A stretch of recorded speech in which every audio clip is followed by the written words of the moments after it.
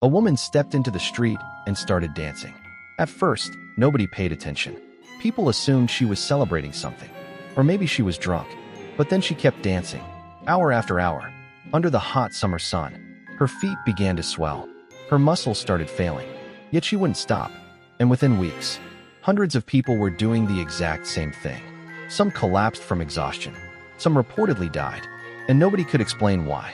This wasn't a movie. It wasn't a legend. It happened in real life. And more than 500 years later, historians still aren't completely sure what caused it.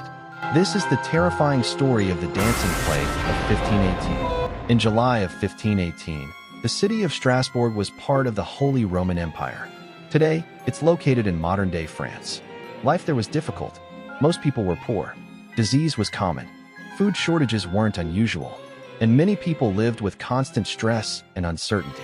Then one morning, a woman named Frau Troffea walked into the street. Without warning, she started dancing. There was no music, no festival, no celebration. She simply began moving. Witnesses watched in confusion. Minutes turned into hours. Hours turned into an entire day.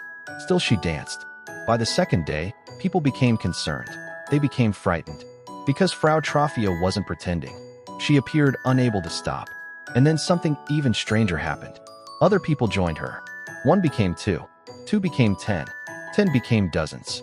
Before long, entire groups of people were dancing through the streets. Some cried while they danced.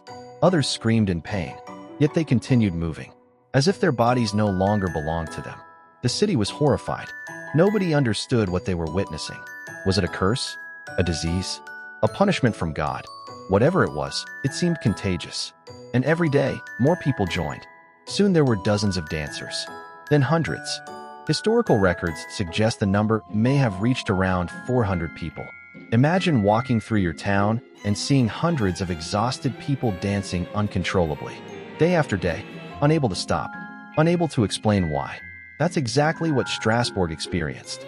And the authorities were desperate. Unfortunately, their solution made everything worse. The city leaders consulted local physicians. The doctors examined the dancers carefully. What they concluded sounds unbelievable today. They believed the dancers suffered from something called hot blood. According to the medical theories of the time, excess heat in the blood was causing the condition.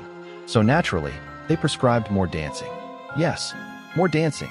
The authorities actually built wooden stages. Musicians were hired. Bands were brought in. The idea was simple. Let the dancers keep moving until the illness left their bodies.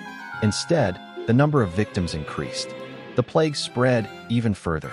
People danced until their feet bled. Some collapsed from exhaustion. Others suffered heart attacks or strokes, at least according to several historical accounts. The city had accidentally turned a medical emergency into a public spectacle, and things were spiraling out of control. Eventually, the authorities realized their mistake. The stages were dismantled, the music was stopped, and a different solution was attempted. Many of the dancers were transported to a nearby shrine dedicated to Saint Vitus, a Christian saint who, according to local beliefs, had power over unusual dancing afflictions. The dancers participated in religious rituals. Prayers were offered. Ceremonies were performed. And strangely, the outbreak began fading. Slowly, people stopped dancing. The crowds disappeared. And eventually, life returned to normal. But the mystery remained. What exactly happened? For centuries, historians have debated the answer. One theory suggests poison grain. A fungus called ergot can grow on rye and produce chemicals related to LSD. Some researchers believe contaminated food may have triggered bizarre behavior. It's an interesting theory, but many experts aren't convinced. The symptoms don't fully match. And ergot poisoning usually causes severe illness beyond dancing. Another explanation has gained more support: mass psychogenic illness. In simpler terms, a psychological epidemic. The people of Strasbourg were living through extreme hardship, famine, disease, poverty, fear. When enough stress builds inside a community, unusual behaviors can sometimes spread from person to person. Not because people are pretending, not because they're lying, but because the human mind is far more powerful than we often realize.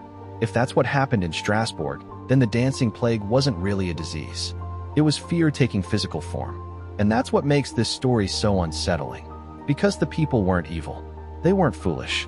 They were ordinary people trapped inside circumstances they couldn't understand. The same way the citizens of Salem would later see witches. The same way crowds throughout history have fallen into panic.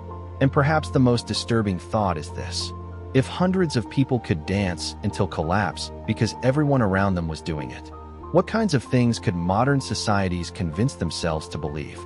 500 years later, the dancing plague of 1518 remains one of history's strangest mysteries. Not because we don't know exactly what happened, but because we do know one thing.